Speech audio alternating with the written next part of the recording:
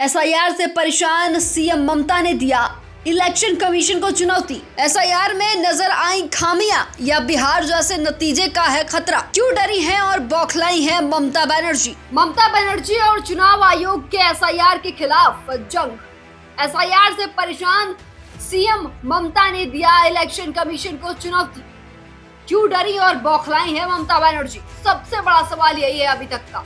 नमस्कार, आप देख रहे हैं आंचलिक खबरें। मैं नेहा द्विवेदी आपके साथ। देखिए, इस वक्त की सबसे बड़ी खबर आ रही है बंगाल से। ममता दीदी काफी खिलजाई हुई हैं। अब बात राजनीति की हो और राष्ट्रीय और पश्चिम बंगाल की सियासत पर नजर ना जाए, ऐसा हो ही नहीं सकता। पश्चिम बंगाल की मुख्यमंत्री ममता बनर्जी और अपनी कड़ी बयानबाजी और विवादों के लिए हमेशा मशहूर है। अब एक नए मुद्दे को लेकर चुनाव आयोग के खिलाफ खड़ी हो गई। ये मुद्दा है एसआईआर यानी कि स्पेशल इंटेंसिव रिवीजन।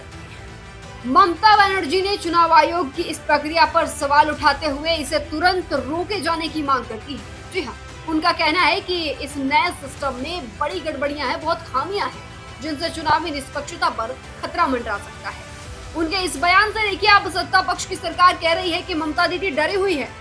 शायद उनका वोट बैंक वो खत्म ना हो जाए जिन लोगों को उन्होंने पनाह दे रखा है। अब शायद कट जाएगा तो उनकी सरकार चलनी मुश्किल हो जाएगी। देखिए, आरंभ है, प्रचंड है और इस बार चुनाव से पहले ही तापमान दिखने लगा है। एसआईआर की प्रक्रिया को लेकर चुनाव आयोग का ये कहना है कि ये कदम चुनावी पारदर्शिता और निष्पक्षता को बढ़ावा देने के लिए उठाया गया है। उनका उद्देश्य वोटरों की पहचान को बेहतर बनाना है ताकि हर वोट सही व्यक्ति द्वारा डाला जाए।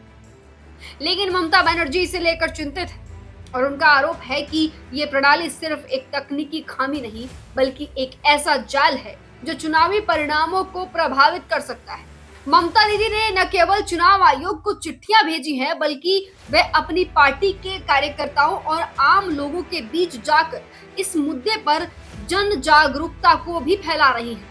उनकी चिंता ये है कि एसआईआर की इस प्रक्रिया से राज्य में कोई बिहार जैसे नतीजे ना आ जाए। बीते बिहार चुनाव में ममता के विरोधी दलों के समर्थन से एक बड़ा उलटफेर हुआ था। ममता उसे उदाहरण मानते हुए एसआईआर के जरिए राज्य की राजनीतिक स्थिति को प्रभावित किए जाने की आशंका जता रही है। उनका मानना है कि इस प्रक्रिया के लागू होने से उनके वोट बैंक पर गहरा असर पड़ेगा और ये पश्चिम बंगाल जैसे संवेदनशील राज्य के लिए खतरे की घंटी हो सकती है। अब सवाल ये उठता है, क्या ये विवाद सचमुच चुनावी प्रक्रिया में गड़बड़ी का कारण बनेगा या फिर ये एक महज एक राजनीतिक चाल है जो चुनाव से पहले सत्ता के समीकरणों को प्रभावित करने के लिए खोली जा रही है। ममता बनर्जी और चुनाव आयोग के बीच इस जंग के नतीजे पर पूरी तरह से देश की नजरें टिकी हुई हैं और हमारी भी। ममता बनर्जी ने साफ तौर पे कहा है कि अगर चुनाव आयोग उनके खिलाफ फैसले को वापस नहीं लेता तो वह इस मामले को अदालत तक लेकर जाएंगी। इस बीच चुनाव आयोग ने इस प्रक्रिया को लागू करने का अपना इरादा बदल दिया है, लेकिन ये देखना होगा क्या कोई बड़ा बदलाव आता है उनके इस विरोध से। तो फिलहाल पश्चिम बंगाल की राजनीति में एक नया मोड़ आया है और इस जंग का अंत कब होगा ये तो समय ही बताएगा। तो इस मुद्दे पर अगले कदम क्या होंगे? क्या ममता बनर्जी का विरोध चुनाव आयोग को मजबूर करेगा या इस विवाद का कोई और मोड़ आएगा? इस पर नजरें टिकी रहेंगी। लगातार हम आपको अपडेट करते रहेंगे।